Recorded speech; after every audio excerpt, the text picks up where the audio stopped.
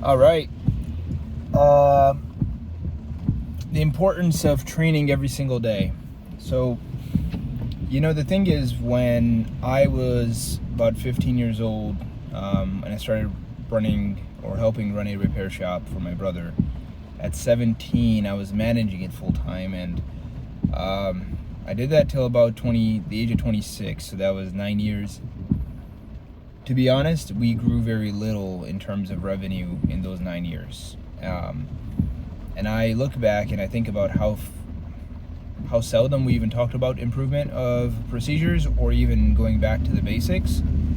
And that was 9 years of my life that I saw a lot of scenarios that repeated themselves, and negative scenarios that repeated themselves, that we had the same response.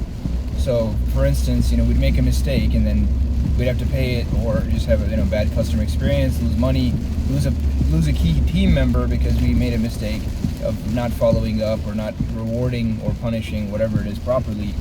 But we didn't learn from our mistakes. We kept repeating them, and that's what led to the lack of growth. Because the normal thing that all human beings and businesses should do organically is grow. Like, if you feed a plant, it has no choice but to grow. It's just the nature of life, right? So, what happens is when you are feeding the plant, it's growing, and then you're like cutting it down simultaneously because you don't realize, that you're actually hurting the plant.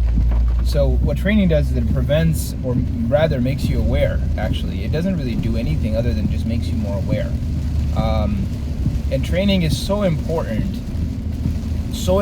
that honestly, I think at this point in my career, I would say that I would be willing to stop working just to train.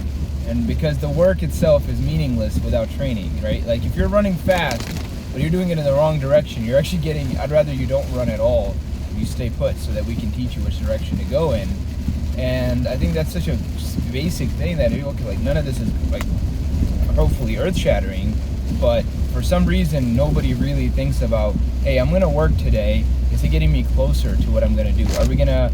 And on a day-to-day basis, it's hard, but even still, you should be able to see that last week, last month, and last 6 months ago, you can look back at your trajectory, and you're doing a higher skill or a higher responsibility level work now because you have mastered the basics. And the basics in our business, honestly, are very simple.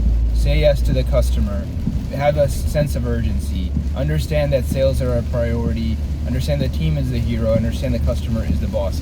If you understand these things, and then every other procedure we have is some derivative of these 5 basic things that run our business. Now, you have to train on a daily basis. I train on a daily basis. I teach on a daily basis, but I also train myself on a daily basis. When I'm not teaching, I'm usually training. I'm learning back to how can I simplify these basics down to the very essence. Like the concept, you boil the crap out of it, so all that's left is what matters. And then you just eat that every single day. It's like, having like a pill, like a vitamin, right? You've already taken the vitamin, and what you guys may or may not know, but if you take a vitamin B, most of these vitamins have basically come out of natural sources, and they've isolated the ingredient that you need, put it in a little pill, concentrated, you pop that every single day, and you're good for the whole day, or maybe even the whole week's worth of vitamin D. But most of them, they're daily pills. You can get a weekly one. Very strong, I don't recommend it. So that's why we like to do small, concentrated dose of vitamin D, vitamin B12, whatever the heck it is you are asking for, and you take that every single day. How hard is that? Not hard, but if you do it every single day, this guy just drove on the wrong way. If you do it every single day, you will realize that it will change your life. But if you don't, like if you're deficient in vitamin D and you don't take it every single day, at the end of the year you feel like trash, right? And so goes for training, guys. And honestly, it's 15 minutes a day. That's what you start the day with. You start the day with going back to the basics, feeding your brain and realizing that this is a game that you can win if you just train on the basics. And I'll finish off with a philosophy from one of the best coaches, Vince Lombardi. If you know Vince Lombardi, he was a legendary coach for the Green Bay Packers, and the reason he was legendary wasn't because of some trick plays or anything crazy that he did that other coaches could not. In fact, it was quite the opposite. All Mr. Lombardi did was he emphasized the very basic motions that are the fundamentals of football, of American football. And he said the fundamentals is what differentiates the champions from the not champions, right? And when you have mastered the fundamentals on such a level that when you're under pressure that you don't think, but you do the perfect block, that's when you know you're a champion. So what he used to do was he used to make his team, these are professional, some of them are all-star American football players that have been doing this for decades, and what he would do is he would make them do the same block over and over and over and over until they would be like, Coach, we've done this in high school. It's like, I understand that, but when you're at the fourth quarter, it's overtime, and your game's on the line, you're going to be under so much pressure that you are going to resort to your least trained movement.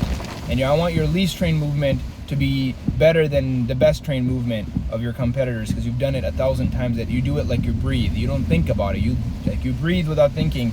You do the perfect block without thinking because you've done it 1,000,000 times. And that's exactly what we talk about when we say, I need you to do ring rings and role play until you get bored, until you're so bored you're like, why am I doing this, man? I got it right like the 20th time ago. I did a perfect thing, and I've been doing it perfect for 20 straight tries, and you still are making me do it. Exactly, because when you are under pressure and there's 3 lines ringing and you're alone on that front counter because one of your boys didn't show up, which isn't supposed to happen, but it happens, and you have a pissed off customer in front of you, and you're going to answer that phone because you're stressed, but you're still going to do it perfectly because that's all you know how to do. You've done it on a subconscious level, and that's when you know you're not just a pro, but you're a potential Hall of Famer.